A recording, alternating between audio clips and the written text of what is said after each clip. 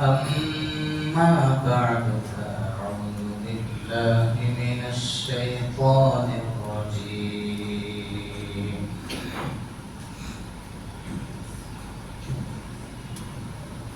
بسم الله الرحمن الرحيم وله الكبرياء في السماوات والأرض وهو العزيز الحكيم وقال رسول الله صلى الله عليه وسلم من تواضع لله رفعه الله أو كما قال عليه الصلاة والسلام آمنت بالله صدق الله العظيم وصدق رسوله النبي الكريم ونحن على ذلك من الشاهدين والشاكرين ربنا تقبل منا إنك أنت السميع العليم سبحانك لا علم لنا إلا ما علمتنا إنك أنت العليم الحكيم سبحانك لا فهم لنا إلا ما فهمتنا إنك أنت الجواد الكريم اللهم يا معلم آدم علمني ويا مفهم سليمان فهمني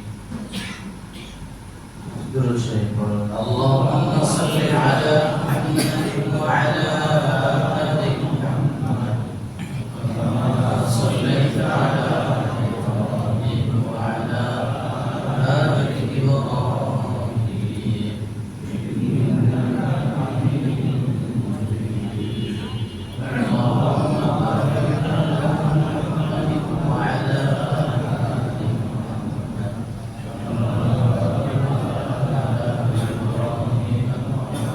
وعلى آل إبراهيم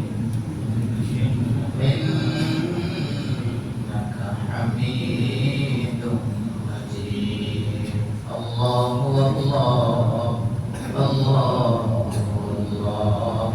الله الله يا الله আমাদেরকে মাফ করে দেন উম্মতে মুসলিমাকে দয়া করে মাফ করে দেন আমিন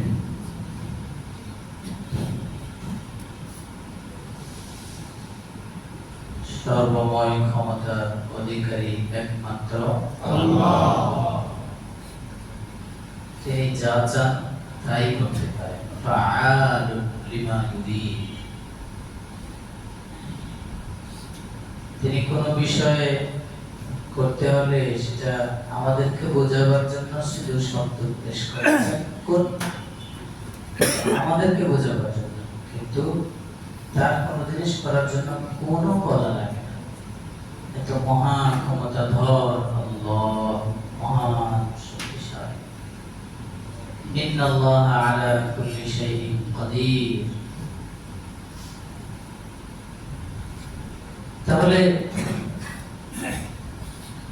যিনি সর্বময় ক্ষমতার অধিকারী সমস্ত ক্ষমতার উৎস যার কাছ থেকে তার মধ্যে কোনো ত্রুটি থাকতে নেই মুনাজ্জাহুন আন কুল্লি আয়ুবিন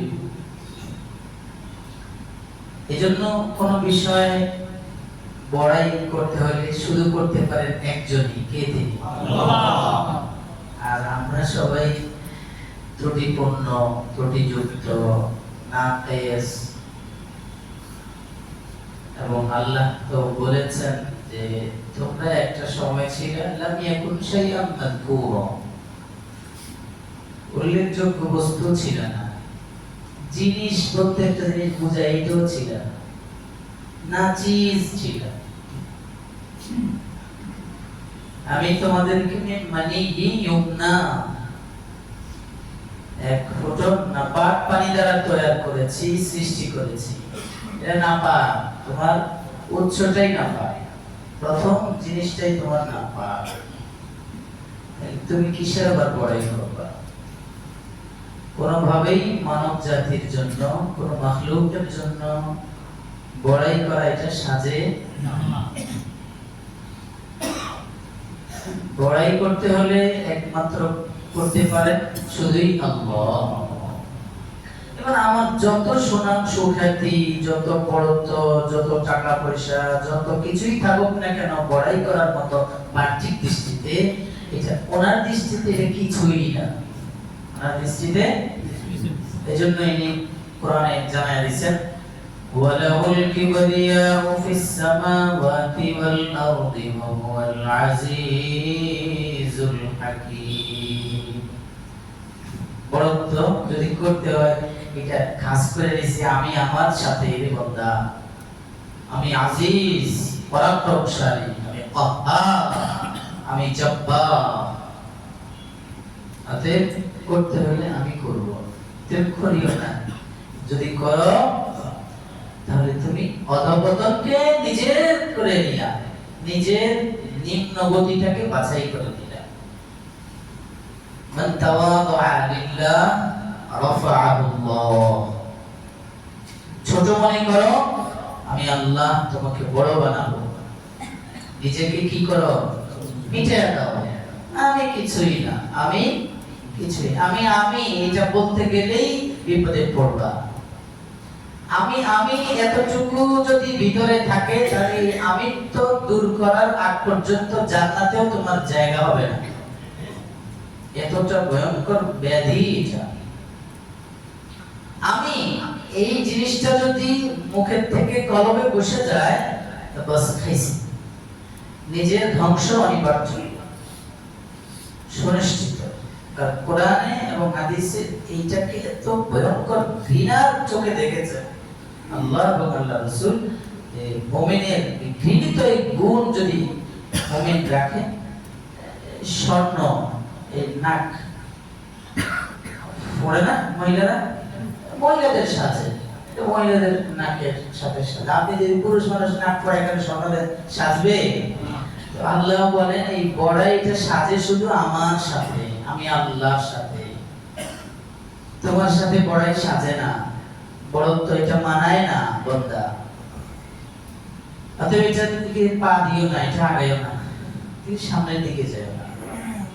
এদিকে আগাবা তো আগুনে পড়বা। হ্যাঁ, যদি নিজেকে বড় করতে হয় তাহলে এক দিক দিয়ে করো, সেটা আমি আল্লাহ মানদণ্ড রাখছি। يا أيها الناس إنا خلقناكم من ذكر وأنثى وجعلناكم شعوبا وقبائل لتعارفوا إن أكرمكم عند الله أتقاكم إن الله عليم خبير। যদি বড় শাস্তি হয় তাকওয়া দিয়ে নিজেকে বড় বানাও। তোমাদের মধ্যে আমি আল্লাহর দৃষ্টিতে সবচেয়ে বড় আমার ওই বান্দাটা যার দিলের ভিতরে অহংকারী বড়ত্ব এটাকে মুছে দিয়া ভিতরে তাকওয়াকে জায়গা দিয়েছে। আল্লাহ আল্লাহ রাসূলের মহব্বত, ভালোবাসা, ভক্তি, শ্রদ্ধা, ভীতিকে যে জায়গা দিয়েছে, আমি আল্লাহর দৃষ্টিতে পৃথিবীর সমস্ত মাখলুক যদি তাকে ছোট বলে আমি বলবো সে আমার দৃষ্টিতে বড়। তাহলে আমরা কি দুনিয়ার মানুষের কাছে বড় হতে চাই না আল্লাহর দৃষ্টিতে বড় হতে চাই? আল্লাহর দৃষ্টিতে যদি বড় হতে চাই তো আল্লাহ ভয় দিলে জায়গা দেই, আল্লাহ আমাদেরকে বড় বানায়। এই বড় দাবি করা এটা মুসলমানের শান না। নিজেকে বড় বলা এটা কোনো মুমিনের শান না, এটা বেঈমান কাফেরদের মেজাজ। নিজেকে বড় মনে করা এটা কাদের মেজাজ? ইহুদিদের মেজাজ ছিল, কাফেরদের মেজাজ ছিল, কুফর শিরকের গন্ধ অন্ধকার যাদের ভেতরে, তাদের খাইবারের যুদ্ধেই তো হযরত আসওয়াদ রাদিয়াল্লাহু আনহু রাসূল সাল্লাল্লাহু আলাইহি সাল্লাম মদিনাতুল মুনাওয়ারায় হিজরত করে আসার সাথে সাথে মদিনায় তখন বনু নাজির, বনু কুরাইজা, কাইনুকা এভাবে ইহুদিদের কিছু গোত্র ছিল।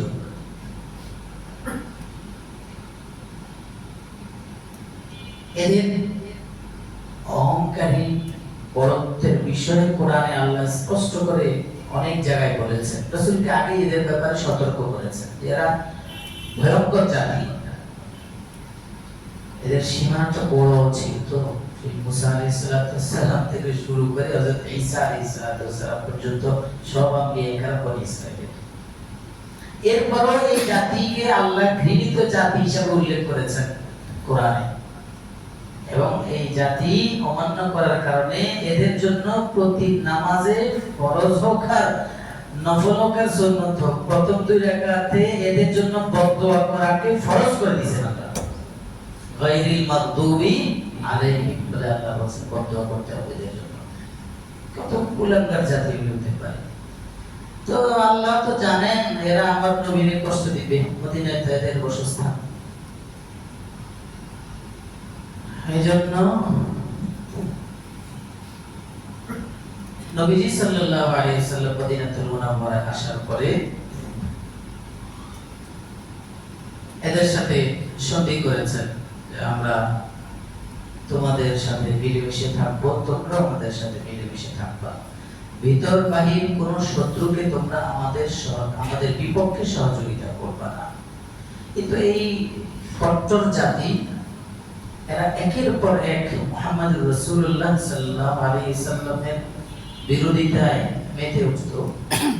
কখনো কখনো বহু এমন ঘটনা ঘটেছে যে সাহাবাদেরকে 1-2 জনকে একাকি পেরে ওরা ধরে হত্যা করে ফেলত।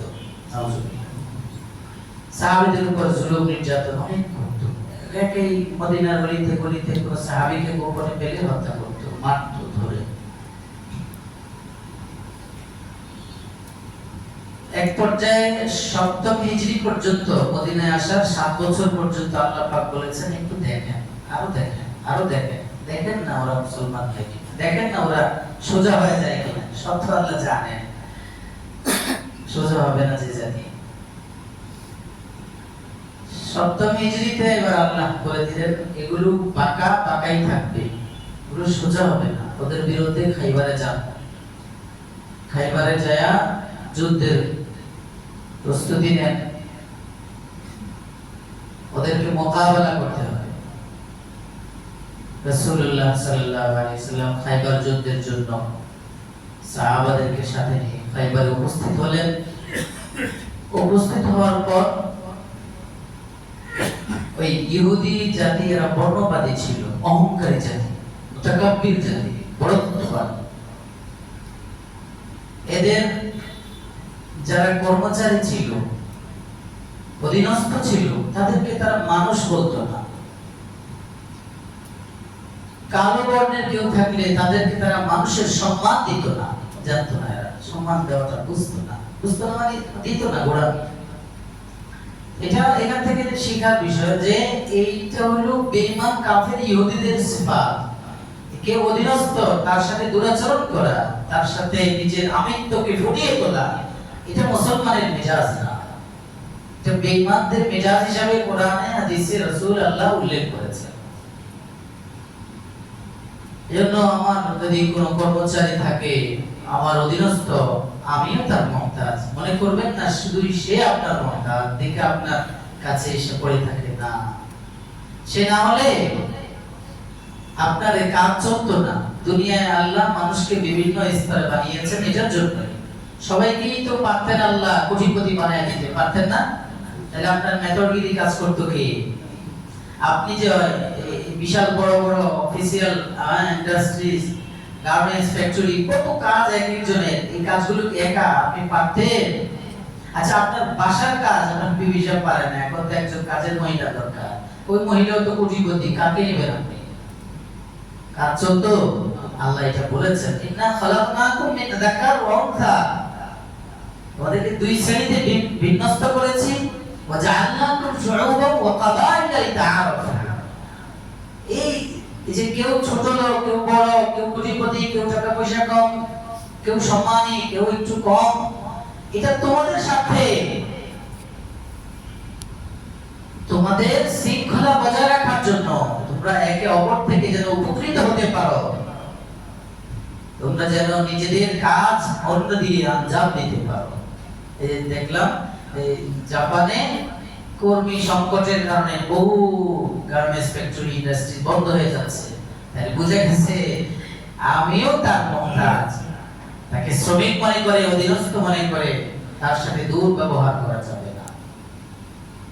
তার সাথে দুরাচরণ করলে আমার আল্লাহ নারাজ হবে। সে আমার ভাই। রাসূল বলেছেন, কুনু ইবাদাল্লাহি ইখওয়ানা, তোমরা ঈমানের বন্ধনে আবদ্ধ, অতএব সবাই ভাই ভাইয়ের মতো চলো, আপনের মতো চলো। নিজের আপন রক্তের ভাইকে যেমন সম্মান করে চলো, মহব্বত স্নেহ করে চলো, ও তোমার ভাই, রক্তের ভাই না হলেও ঈমানি ভাই। আবার আব্বাজান আদম আর হাওয়ার দিকে তাকাইলে সরাসরি আম্মা আব্বার ছেলেই আমরা সবাই। মানে এত বড় পরিবার কি একসাথে চলা সম্ভব? আরে নিজের পরিবারটাই যদি দুই চারজন বেশি হয়ে যায়, মা বলে যে এবার ভাগ করে দেয়, বাবা বলে এবার ভাগ হয়ে যাও, কষ্ট হয়ে যায়, এক পাতিলে সহজ চলে না। এই জন্য যারা আমাদের অধীনস্থ তাদের সাথে আচরণ সুন্দর করা চাই। তাদের খাবার দাবার প্লেট এটা যেন এমন না হয় যে তুচ্ছ তাচ্ছিল্য করে। বাইরে কত নেটে কত বিভিন্ন দুর্ঘটনা দেখেন না, এটা মানুষ মনে করে না। কাজের মেয়ে, কাজের বউ, ওর সাথে আবার কিসের রাখছি না। ভাই তোমাকে এই স্তরে উঠাইলেন তো আল্লাহ, এই উপরে রাখছেন কে? আল্লাহ। তোমাকে ওই কাজের মেয়ের জায়গায় রাখাইতে পারতেন, রাখতে পারতেন আল্লাহ। তোমাকে এত সম্মান দিলেন তো আল্লাহ, উনি ছিনিয়ে নেওয়ার ওনার কি ক্ষমতা ত্রুটি আছে, কোনো কমতি আছে? সময় লাগবে ছিনিয়ে নিতে এটা। তাই এত বড় বড় করার কি আছে বন্ধা? এত বড় মনে করো কেন নিজেকে? বিলীন করে দাও, আমি আল্লাহর কাছে বড় হতে পারবো। তো হযরত আসওয়াদ আল-আনাসি, আসওয়াদ হ্যাঁ নাউজুবিল্লাহ, আনাসি তো বেঈমান, নবুয়ত দাবি করছিল। আসওয়াদ আর-রাই রাদিয়াল্লাহু তাআলা আনহু, হযরত আসওয়াদ রাদিয়াল্লাহু তাআলা আনহু কালো ছিলেন, এজন্য ওনাকে ডাকা হইতো আসওয়াদ বলে, সবচেয়ে কালো বর্ণের ছিলেন। আর এই জন্য ওরা সম্মান করতো না হযরত আসওয়াদকে, তাদের সাথে ঘরে থাকতে দিত না। তিনি বলেন, ইতিহাসের পাতায় লেখে, উনি বলেন, আমার রাত বহু রাত কেটেছে পাহাড়ে, রাস্তায়, ঘাটে। আমার ইহুদিদের সাথে আমার তাদের ঘরে জায়গা হতো না, তাদের সাথে খাবারের সুযোগ মিলত না। উনি ইহুদি ছিলেন কিন্তু। তো ইনি যখন শুনছেন যে ইহুদি জাতির সাথে খাইবারে এসে যুদ্ধ করবে, মুহাম্মদ রাসূলুল্লাহ নামক এক নেতার আবির্ভাব হয়েছে, তখন কিন্তু যুদ্ধ এখনো উনি ইহুদি। উনি অবাক যে ইহুদি জাতি বড়, এরা এত শক্তিশালী জাতি, এদের সাথে যুদ্ধ করবে মুসলমানদের এক নেতা, কে সে খাইবারে আসছে, আমি একটু দেখে আসি যাই। তো তিনি ওদের রাখাল ছিলেন, ছাগল মেষ চড়াতে। উনি বলেন, আমি মেষ চড়াতে চড়াতে আমার থাকা উঠা বসা মেষ পালের সাথেই ছিল, যার ফলে আমার শরীর থেকে গন্ধ বের হতো, আমার শরীর থেকে ছাগলের ঘ্রাণ আসতো, আমার শরীর থেকে ছাগলের ছিটা চনা এগুলোর ঘ্রাণ দুর্গন্ধ পেত। তারা আমাকে একটু গোসল করে সুন্দর করে তাদের সাথে থাকার সুযোগটুকু দিত, তারা আমাকে রাখাল বলতো, মানুষের সম্মানটুকু দিত না। তারা এতটা মোতাকাব্বির জাতি ছিল ইহুদি। তো ওনার একটু কৌতূহল জাগলো যে এত বড় সাহস, মুসলমানদের নেতা ইহুদিদের সাথে যুদ্ধ করবে, দেখে আসি তিনি কেমন। ছাগলগুলো নিয়ে বের হয়েছে মুসলমানদের শিবিরে এসে মুসলমানদেরকে জিজ্ঞাসা করতেছেন, আপনারা কেন এসেছেন? আমরা যুদ্ধ করার জন্য এসেছি, মুসলমানদের বিরুদ্ধে যারা কুৎসা রটায়, মুসলমানদের ইসলামের অবমাননা করে, নেতা মুহাম্মদুর রাসূলুল্লাহ সাল্লাল্লাহু আলাইহি ওয়াসাল্লামের শানে যারা বেয়াদবি করে, আল্লাহ পাকের পক্ষ থেকে রাসূলকে আল্লাহ জানিয়েছেন তাদের মোকাবেলা করার জন্য আমরা এসেছি। আপনাদের সাথে আপনাদের যিনি নেতা আছেন ওনার সাথে কি দেখা করা যাবে, একটু সাক্ষাৎ করা যাবে? তিনি ভাবতেন যে ইহুদিদের নেতা, ইহুদিদের সাধারণ মানুষের সাথে আমি থাকতে পারতাম না, নেতার সাথে একটু দেখা করার সুযোগই ছিল না। এই মুসলমানরা এমনই মনে হবে, আমি প্রস্তাব করলাম যে নেতার সাথে কি দেখা করা যাবে। সাহাবায়ে উনি ভাবলেন যে মনে হয় বলে দিবেন, না না না তোমার দুর্গন্ধ, তুমি সরো, তোমার নেতার সাথে দেখা করা সম্ভব। উনি বললেন আমি বলতে দেরি, আর সাহাবারা, রাসূলের সাহাবারা যারা সৈনিক হয়ে আসছেন সবাই বললেন হ্যাঁ তোমার সাথে দেখা করা অবশ্যই যাবে। সাহাবারা তাকে নিয়ে মুহাম্মদুর রাসূলুল্লাহ সাল্লাল্লাহু তাআলা আলাইহি ওয়াসাল্লামের দরবার নববীতে হাজির হওয়ার পর তার বুক ভরে গেছে, সে উচ্ছ্বাসিত হয়ে বলল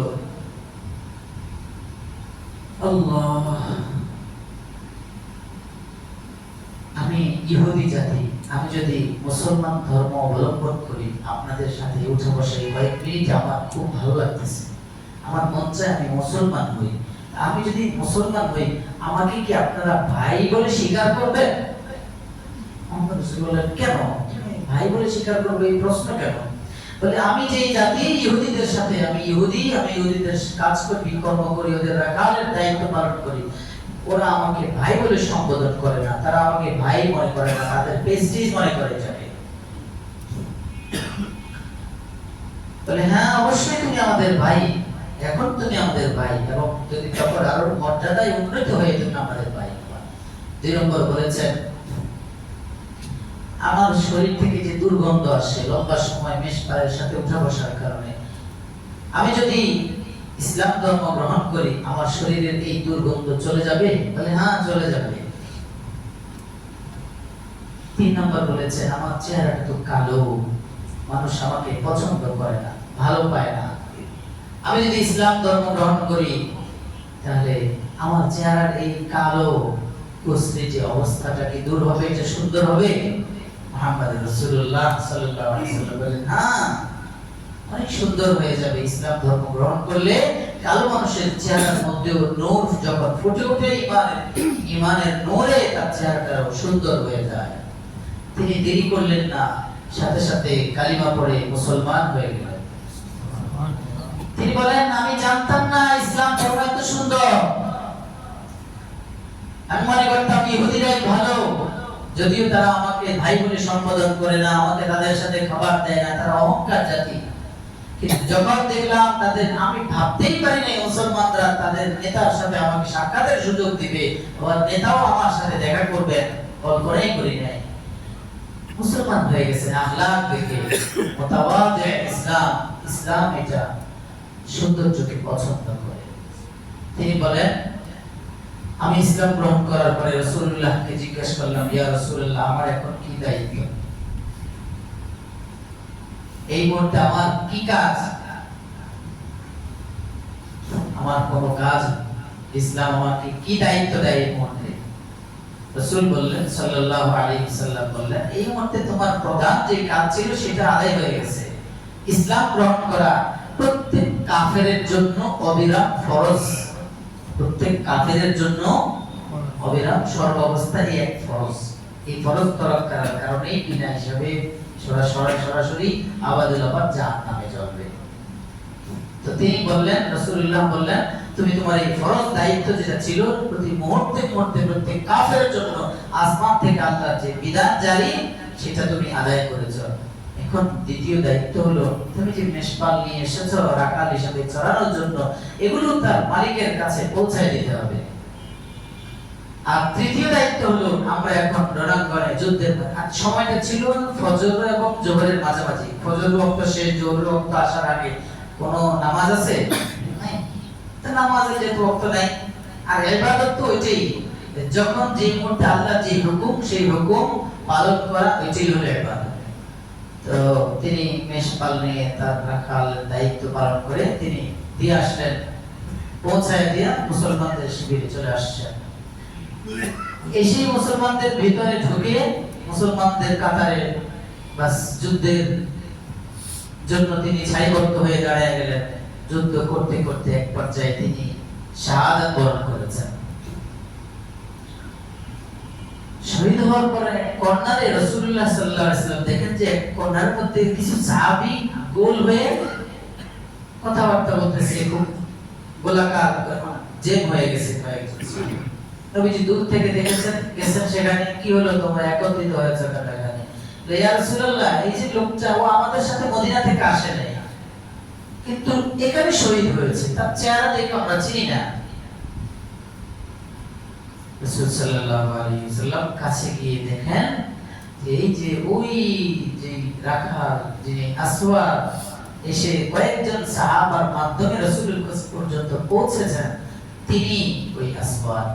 রাসূল দেখে বলেন, সে আমার সাহাবী, কিছুক্ষণ পূর্বেই সে এসে কালিমা পড়ে মুসলমান হয়েছে। তখন রাসূল বলেন, আমি যে বলেছিলাম তার চেহারাটা সাদা হয়ে যাবে, আল্লাহ পাক আমার এই কথার ইজ্জত দিয়েছেন। সত্যি তার ইন্তেকালের সাথে সাথে তার চেহারাকে আল্লাহ ফুটফুটে সাদা সুন্দর নূরওয়ালা বানিয়েছেন। সুবহানাল্লাহ। তো দেখেন, এই যে আমি যেটা বলতে চাচ্ছিলাম লম্বা হয়ে গেল, এখন সংক্ষেপে বলা যেত। এই সাহাবী, তিনি সাহাবার মর্যাদা লাভ করেছেন শুধু ওই ঘৃণিত এক মেজাজের কারণে। তার মন নষ্ট ছিল, তাকে কেউ মানুষ মনে করতো না, তাকে মনে করতো এটা ভিন্ন এক প্রজাতি। সম্মান তিনি পেতেন না, অহংকারের কারণে তাদের এই কর্মচারীকে স্থান দিত না, তাদের সাথে উঠা বসার সুযোগ দিত না, তাদের সাথে চলাফেরার সুযোগ দিত না। এজন্য প্রিয় ভাই, নিজেদের সর্বাবস্থায় নিজেদের ভেতরের যে কলুষিত মেজাজ, এই কলবের এই রোগ, এটা অবশ্যই জরুর প্রত্যেকের জন্য জরুরি। ভিতরে যদি আমিত্বর এই ভয়ঙ্কর ব্যাধি এটা থাকে, এটা আপনাকে শেষ করে দিবে ধীরে ধীরে। এবং এটা দেখা যায় বাচ্চারা শিখে ফেলে বড় থেকে। আমাকে একজন শোনাইলেন, ওনার ছেলে আর আরেকজনের ছেলে দুইজনে একসাথে স্কুলে যায়,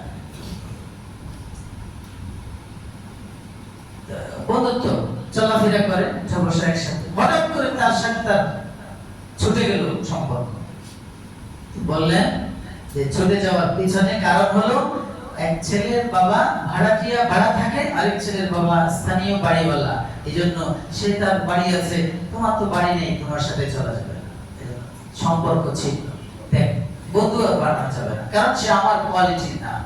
না, এটা তোমাকে আগুনে পোড়াবে। এই মেজাজ এখনই দূর করে গেল, এটা ভালো মেজাজ না। আমাকে সান্ত্বনা দিচ্ছে বাস, এটা মেজাজ কষ্ট না, কিছুই নেই। প্রিয় ভাই, রাসূল করিম সাল্লাল্লাহু আলাইহি ওয়াসাল্লাম সাহাবায়ে কেরামকে পৃথিবীতে আসার পর যেই কাজগুলো করেছেন, এর অন্যতম একটা কাজ ছিল ইউজাকিহিম। সাহাবাদের দিলের মধ্যে এমন কিছু সাহাবা হওয়ার পূর্বে কিছু কলুষিত মেজাজ ছিল, কিছু নাপাক গুণ তাদের ভিতরে ছিল, কিছু বর্বর গুণ, বর্বরতার গুণ তাদের ভিতরে ছিল। এর মধ্যে একটা ছিল, তারা তখন মনে করত যে তারাই শ্রেষ্ঠ, তারাই বড়। আল্লাহ রাসূলকে দায়িত্ব দিয়ে বললেন, ওদের অন্তরের মধ্যে এই যে বড়ত্বের যে আমিত্বের যে নাপাক নোংরামি আছে, এটাকে আপনি মুছে ফেলতে হবে তাদের উপর মিশন, তাদের উপর মেহনত করে। রাসূলুল্লাহ সাল্লাল্লাহু আলাইহি ওয়াসাল্লাম দোয়া শিখাইছেন, اللهم اجعلني في عيني صغيرا في أعين الناس كبيرا إليك ربي فحببني وفي نفسي لك فذللني। এটার বাংলা তরজমা হলো আল্লাহুম্মা ইজআলনি ফি আইনি সগীরা। নিজের জন্য দোয়া করেন, আমাদের শিখিয়ে বলেন, আল্লাহ আমাকে আমার দৃষ্টিতে একেবারে ছোট বানায় দেন, আর মানুষের দৃষ্টিতে আমাকে বড় বানায় দেন। এটাই তো আপনারা বলেন, লোকে যাকে বড় বলে বড় সেই, নিজে যাকে বড় বলে বড় সে। এই কথাটাই রাসূল বলেছেন, আল্লাহুম্মা ইজআলনি ফি আইনি সগীরা ফি আয়ুনিন নাসি কাবীরা। এরপরে পড়েছেন ইলাইকা রাব্বি ফাহাব্বিবনি ওয়া ফি নাফসি লাকা ফাযাল্লিলনি আল্লাহ ইলাইকা রাব্বি ফাহাব্বিবনি আপনার দৃষ্টিতে আপনি আমাকে সবচেয়ে পছন্দের সবচেয়ে প্রিয় পাত্র হিসাবে কবুল করে নেন আল্লাহ আমার দৃষ্টিতে আমাকে ছোট বানায়া দেন মানুষের দৃষ্টিতে আমাকে বড় বানায়া দেন আপনার দৃষ্টিতে আপনি রবের দৃষ্টিতে আমাকে আপনার দৃষ্টিতে আপনার কাছে সবচেয়ে পছন্দের বানায়া নেন ইলাইকা রাব্বি ফাহাব্বিবনি ওয়া ফি নাফসি লাকা ফাযাল্লিলনি আর আল্লাহ আমাকে আমার কাছে একেবারে অপদস্থ বানায়া দেন যাল্লিলনি দলিল খার বানায়া দেন প্রথম অংশ কমপক্ষে মুখস্থ করা চাই সবার জন্য আল্লাহুম্মা জাআলনি ফি আইনি সগীরা ওয়া ফি আইনিন নাসি কাবীরা তো বলছিলাম এটা এই বড়ত্বের গুণ এটা ইহুদিদের গুণ এটা ঘটনা না আল্লাহ ঠিক এই বড়ত্বের গুণ এটা মুশরিকদের গুণ মুসলমানদের গুণ না এই প্রেক্ষাপটে সূরা আবাস নাযিল হয়েছে অহংকারের এই বদগুণ এই নাপাক নোংরা গুণ এটা কোনো মুসলমানদের হইতে পারে না কারণ মুসলমান নিজেকে সমর্থ করে দিয়েছেন কার কাছে আর মুসলমান জানে ইন্নাল্লাহ আলা কুল্লি শাইইন কাদির সব ক্ষমতা উৎস সমস্ত কিছুর মালিক একচ্ছত্র মালিক শুধুই কে আল্লাহ তাহলে ক্ষমতা যেহেতু সব ওনার জন্য অহংকারী সাজে আমার জন্য অহংকারী সাজে না পদবীর বড়াই এটা আমার সাজে না টাকার বড়াই এটা আমার সাজে না বাড়ির বড়াই সাজে না কোনোভাবেই এই অহংকারী যদি নিয়ে চলে যায় কবরে খোদার কসম রে ভাই কবরে আপনার জন্য ভয়ঙ্কর রূপ ধারণ করবে কবর আল্লাহর রাস্তায় বলি বাবাজি ভাইয়েরা প্রিয়রা আপনাদের ভিতর যদি এটা থেকে থাকে পিছন যা হইছে চোখের পানি ঢেলে সিজদায় পড়ে যান বলেন আল্লাহকে আল্লাহ গরমে রক্তের গরমে যৌবনের গরমে জীবনের গরমে অনেক অন্যায় তো হয়েছে তার মধ্যে একটা এটার কারণে অনেক জীবনে অনেক বড়ত্ব আর অহংকারী প্রদর্শন করেছি যেটা তোমার কাছে তোমার দৃষ্টিতে এই পৃথিবীতে সবচেয়ে ঘৃণিত কাজ আল্লাহ এটা থেকে পরিত্রাণ চাই এটা থেকে মুক্ত হতে চাই এটার কারণে মানুষকে মানুষ বলতাম না এটার কারণে মানুষকে সম্মান দিয়ে চলতাম না নিজের মানে কি এক প্রভাব দেখায় ভাই এগুলো দেখলে ঘৃণা লাগে আল্লাহ মাফ করে দেন তাহলে কাফেরদের গুণ কোন মুসলমানদের মধ্যে থাকতে পারে না বেঈমানদের গুণ থাকতে পারে না ইহুদিদের গুণ কোন মুসলমান যদি মুসলমান করে দাবি করে তার মধ্যে ইহুদিবাদী গুণ থাকতে পারে না যেটা দেখাইলাম এবার কাফেরদের যে গুণ এটা দেখেন সূরা আবাস তৃতীয় সূরা 30 নম্বর আব্দুল্লাহ ইবনে মাকতুম রাদিয়াল্লাহু আনহু আল্লাহ রাসূল কারীম সাল্লাল্লাহু আলাইহি ওয়াসাল্লামের সাহাবী তাদেরকে বলে যারা নিজ চোখে ঈমান অবস্থায় রাসূলকে দেখেছেন অথবা অন্ত এখন তো নিজ চোখে দেখবে না তাহলে অথবা এটার সংজ্ঞা হলো যাদেরকে ঈমান অবস্থায় যাদের ঈমান অবস্থায় রাসূল তাদেরকে দেখেছেন দুইটাকেই কি বলে সাহাবী বলে আব্দুল্লাহ বিন উম্মে মাকতুম রাদিয়াল্লাহু আনহু অন্ত সাহাবী ছিলেন উনি তো রাসূলকে জীবনে দেখেন নাই চোখ দিয়ে তারপরও তিনি শ্রেষ্ঠতম একজন সাহাবী রাসূলের অনেক বড় এক সাহাবীদের একজন উম্মে মাকতুম আব্দুল্লাহ বিন দরবার নববীতে বসা নবী করিম সাল্লাল্লাহু আলাইহি ওয়াসাল্লামের কাছে এসেছেন ওনার আগে আসছিল ওই কাফেরদের লিডারগুলো আবুলা উতবা সাইবা জাতীয় যারা এদের কয়েকটা রাসূলুল্লাহ সাল্লাল্লাহু আলাইহি ওয়াসাল্লামের দরবারে এরা সংবাদ পাঠিয়েছে আমরা আসতে পারি না আপনার কাছে আপনার এখানে এই গরিব লোকজন থাকে এই ছোটখাটো লোকজন থাকে আমরা প্রেস্টিজওয়ালা ক্ষমতাবান আমি সভাপতি মুখে সেক্রেটারি আমি এই দলের প্রধান আমরা যদি এগুলোকে যাই বসে আমরা একটা প্রেস্টিজ আছে না যাইতে পারি না এই জন্য খবর পাঠাইছে আচ্ছা ঠিক আছে রাসূল বলেন আচ্ছা আসুন না তো সুযোগ দিছেন ঠিক আছে আমাদের যে প্রেস্টিজ আমার যে সাহাবাদেরকে তোমরা গরিব মনে করো, আসলে গরিব না। এই পৃথিবীর সবচেয়ে বড় ধনী হলেন রাসূলের পরে আর আম্বিয়াদের পরে সাহাবায়ে কেরাম। এই কয় বছর না 100 বছরের গরিব মনে করবা, এরপরে তো অসংখ্য গণিত বছরের জন্য সবচেয়ে বড় কি ধনী। যারা আখিরাত হাসিল হয়ে গেছে তার মধ্যে সবচেয়ে বড় ধনী আর আছে কেউ? কামিয়া, বেশক কামিয়া। ফালা ফাজা ফাওজান আযীমা, সফলতা, সফল কাম। এটাই তো আল্লাহ বলেছেন, ফামান যুহজিহা আনিন নারি ওয়া উদখিলাল জান্নাতা ফাকাদ ফাজ ওয়া মাল হায়াতুদ দুনিয়া ইল্লা মাতাউল গুরুর। কোথায় যাবো সময় নাই। আল্লাহ কত কথা বলে আমাদেরকে নসিহত করেছেন। কোরআন পুরো নসিহত ভরা। কোরআন পড়েন, কোরআনের অনুবাদ শিখেন, মারিফুল কোরআন বাংলা অনুবাদ প্রতিদিন এক আয়াত অনুবাদ শিখেন আর পড়েন, বুঝেন, না বুঝতে জিজ্ঞাসা করেন। আমাদের এখানে আছে তকি উসমানী সাহেব নাম বারাকাতুমের কিতাব তাওজিহুল কোরআন আছে। বাস এটা পড়লে এটা থেকে যথেষ্ট আপনার যা বুঝার বুঝবেন। একেবারে সংক্ষেপে 3 বলি আমি শুধু অনুবাদ করেছে, যেখানে খটকা না বুঝেন কিছু কিছু জায়গা ছেড়ে দিয়েছেন, বাকি জায়গাগুলো ধরছেন। কত কিছুই তো করলেন জীবনে।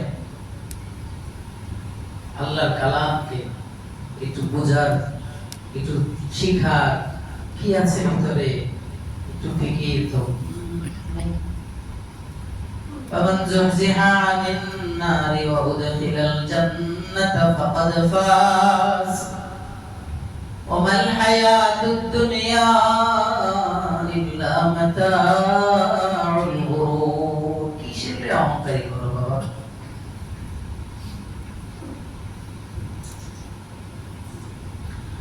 ওরা এসে বসছে রাসূলের কাছে সাল্লাল্লাহু আলাইহি ওয়াসাল্লাম, কথাবার্তা চলছে। তো এখন যেহেতু পেস্টিস নবীজি আলাদা করে এদেরকে চাইছেন যে এরা যদি নেতারা ঠিক হয়ে যায় তো বাকিরাও ঠিক হয়ে যাবে। নেতারা যদি অপনেতাগিরি করে তাহলে তো বাকিরা ওই অপনেতাগিরির মধ্যেই ওরাও খারাপ হয়ে যাবে। আচ্ছা তো চলো, দাওয়াত দিতেছেন, কথাবার্তা বলতেছেন। এর মধ্যে আব্দুল্লাহ বিন উম্মে মাকতুম রাদিয়াল্লাহু তাআলা রাসূলের খুব গভীর ভালোবাসা মহব্বত ছিল ভিতরে। নবীজি না দেখলে অস্থির হয়ে যেতেন, দৌড়ে আসছেন। আয়েশা নবীজি কথা বলতেছেন, এর মধ্যে উনি একটা জিজ্ঞেস করে বসছেন। তো এটা নবীজি একটু চাইছেন যে তুমি তো আমার সাহাবী, একটু পরে একটু জিজ্ঞেস করতে পারবা যে তোমরা এটা চায় না আমাদের একটু দাওয়াত দিতেছি, কথাবার্তা বলি। তো নবীজি একটু অপছন্দ করছিলেন ওই মুহূর্তে আব্দুল্লাহ বিন মাকতুমকে দেখা। এই মুহূর্তে তো তুমি বসে থাকলা বা দূরে থাকলে একটু পরে জিজ্ঞেস করতে পারতা, তোমার এই মুহূর্তে তো আসাটা ঠিক হয়নি, যেহেতু এখানে এরা আসছে ওদের দাওয়াত দিতেছি। কিন্তু নবীজির এইটা উপর থেকে আল্লাহ পছন্দ করেন না। আল্লাহ বলেন একটু প্রেম সুলভ, একটু একটু কি করছেন, কি বলতাম, একটু প্রেম সুলভ নবীজিকে একটু সতর্ক করছেন। আবাসা ওয়া তাওয়াল্লা জাআহুল আ'মা ওয়া মা ইউদরিকা লাআল্লাহু ইয়াযাক্কা।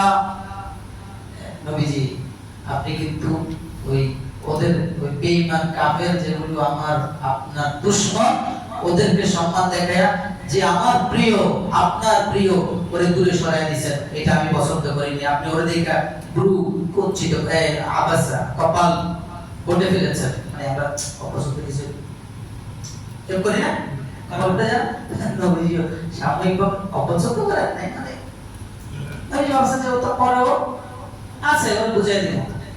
আল্লাহ বললেন, আল্লাহর কথা হলো, আল্লাহ বুঝাইতে চাচ্ছেন যে আরে ওগুলো তো এরা মানুষই মনে করে না, ওরা তো মুতাকাব্বির, ওরা তো কাফের, কুফর আর শিরকের এই বদমেজাজের কারণে ওদের মধ্যে অহংকারী ভরা, যেটা আমার পছন্দ না। আর ওদেরকে আপনি এতটা আপ্যায়ন করতেছেন, ওদের কারণে আপনি আমার প্রিয়কে সরিয়ে দিবেন, তাহলে এটা কার মেজাজে অহংকারী? লক্ষ্য করো না, এটা কার মেজাজ? বেঈমানদের, চোখে দেখালাম না, ইহুদিদের গুণ হলো অহংকারী করা। এটা এখন যেটা কোরআনের সূরা আবাসা তরজমা, এখান থেকে কি বোঝা যায়? মুশরিক বেঈমানদের গুণ হলো অহংকারী করা। আল্লাহ যখন দেখেছেন যে অহংকার জাতি, ওরা আসার পূর্বেই ওরা খবর জানায় দিচ্ছে যে ওই ছোট লোক চোখ থাকলে আমরা আপনার নববী দরবারে হাজির হতে পারবো না। ছোট লোক থাকলে, ছোট লোকে মুসলমানদেরকে ছোট লোক মনে করে, সাহাবারা দুর্বল, এরকম ছোট লোক মনে করে। তো এইটা যখন বলছে, এটা আল্লাহ পছন্দ হয় নাই। এই জন্য আল্লাহ নবীজিকে বললেন, না না, ওটা ছাড়েন, ওদেরকে সরাই দেন, যে আমার তাকে জায়গা দেন। ওই আপনার, ওর মধ্যে তাওয়াজুয়ের গুণ আছে, ওর মধ্যে বিনয়ের গুণ আছে। আমি আল্লাহ দৃষ্টিতে ও বড়, আর আমার দৃষ্টিতে যেটা বড় সেটাই বড়, সেটাই বড়। তারই সফলতা, তারই সম্মান, যে নিজের সম্মান নিজে খুঁজে খুঁজে নেয়। আমি এটা, তুমি এটা বললে এতটুকু শেষ, এটা তোমার শেষ করে দিচ্ছি। আরো বহু। আচ্ছা যাই হোক, তো প্রিয় ভাই, আজকের এই খোলাসা হলো আমরা আমাদেরকে সব সময় নিজেকে মিটিয়ে দিব ইনশাআল্লাহ। যে স্তরে, যে অবস্থানে আছি না কেন, আমি মনে করবো এটা আমার আল্লাহর দান, আমার আল্লাহর দয়া। বাস মুখ দিয়ে পড়বো আলহামদুলিল্লাহ, আমাকে আল্লাহ দিয়েছেন, পরে কিছুই নেই। তানজিউল মুলকা মিম্মান তাশা, এর ক্ষমতা তো আমার আল্লাহর আছে। এক মুহূর্তে তানজিউ, আল্লাহ নিজে বলেছেন, আমি এটাকে চাইলে তো নিয়ে যেতে পারি রে বান্দা, এক সেকেন্ডের সময় লাগবে না, তুমি এত ভাবারি করবে। বলছিলাম যে অহংকারী এটা কাফেরদের গুণ। যেমন কাফের মুশরিকদের উদাহরণ আপনাদেরকে দেখিয়েছি সূরা আবাসা থেকে। এরপরে অহংকারী করা এটা ইহুদিদের গুণ। যেমন খাইবারের যুদ্ধে ঘটনা টেনে আপনাদেরকে দেখিয়েছি, এটা ইহুদিদের গুণ। এবং বলেছিলাম এটা কোনো মুসলমানের গুণ না, মুসলমানের গুণ হতে পারে না অহংকারী। কারণ মুসলমান আল্লাহর পছন্দের বাহিরে চলে না, আর আল্লাহ অহংকারীকে পছন্দ করে না। তো যেহেতু আল্লাহ অহংকারীকে পছন্দ করে না, এই জন্য কোনো মুসলমান, কোনো মুমিন সে অহংকারীর এই বদগুণ, এই ভয়ঙ্কর ব্যাধি লালন করতে পারে না, তার অন্তরে জায়গা দিতে পারে না। বরং মুসলমানের গুণ হলো বিনয়। যেই বিনয় অর্জন করলে আল্লাহ পাক, যে কেউ বিনয় অর্জন করবে আল্লাহ পাক তাকে বড় বানায় দিবেন। যে কোনো মুসলমান বিনয় অর্জন করলে আল্লাহ পাক তাকে বড় বানায় দিবেন। যেমন সাহাবায়ে কেরামদেরকে দেখেন, হযরত বেলাল রাদিয়াল্লাহু তাআলা আনহুকে কত কষ্ট তারা দিয়েছে বেঈমান কাফেররা, কিন্তু তিনি আল্লাহকে এক, আল্লাহর স্বীকারোক্তি থেকে এক চুলো সরেন নেই, এবং তিনি নিজেকে সর্ব অবস্থায় বিনয় করে দিয়ে ইসলামের ছায়াতলে ছিলেন। এভাবে যত সাহাবায়ে কেরাম আছেন সবাই নিজেকে বিনয় গুণ অর্জন করেছেন, নিজের ভিতরে অহংকারী বাদ দিয়ে অহংকারী ত্যাগ করেছেন। আল্লাহ পাক তাদেরকে সবচেয়ে বড় বানায় দিয়েছেন। যেমন মুমিনদের গুণ যে বিনয় অর্জন করা, আর বিনয় অর্জন করলে যে আল্লাহ বড় করে দেন, এর একটা উদাহরণ দেখেন। হযরত জাহির রাদিয়াল্লাহু তাআলা আনহু মদিনার বাজারে ব্যবসা করতেছেন। পিছন থেকে গিয়ে রাসূলুল্লাহ সাল্লাল্লাহু আলাইহি সাল্লাম চোখ টিপে এভাবে পিছন থেকে ধরছেন, এবং নবীজির দেহ মুবারকের সামনের অংশ, বক্ষ মুবারক ওই জাহির রাদিয়াল্লাহু তাআলা পিঠের সাথে লাগোয়া, নবীজি এভাবে পেঁচিয়ে পিছন থেকে তার চোখ ধরে রাখছেন। ধরে বলেন, এবার মাইয়াশতারি হাদাল গোলাম, এই গোলামটা কে কিনবে? জাহির রাদিয়াল্লাহু তাআলা বলেন, আমি প্রথমে বুঝি নাই, এরপর যখন আওয়াজ শুনে বুঝতে পারছি যে তিনি আর কেউ নেন, তিনি মুহাম্মদুর রাসূলুল্লাহ, আমার হাবিব সাল্লাল্লাহু আলাইহি সাল্লাম, তখন আমি আমার পিঠটা নবীজির যেহেতু শরীর মুবারকের বক্ষের সাথে সিনার সাথে লাগছে, আমি আরও ঘষাঘষি করতেছিলাম যে আমার সিনা, আমার শরীর, পবিত্র শরীর রাসূল সাল্লাল্লাহু আলাইহি সাল্লামের পবিত্র শরীরের সাথে লাগতেছে, যদি এই শরীরের সাথে আরও ভালো করে লাগাই নেই, আল্লাহ পাক এই উসিলায় আমাকে জাহান্নামের আগুনে জ্বালাবেন না, এই জন্য তিনি ঘষতেছিলেন। তো তিনি পেছন থেকে রাসূল সাল্লাল্লাহু আলাইহি সাল্লাম ওনার চোখ ধরে, রাসূল বলতেছেন, এই কে এই গোলামটা কিনবে?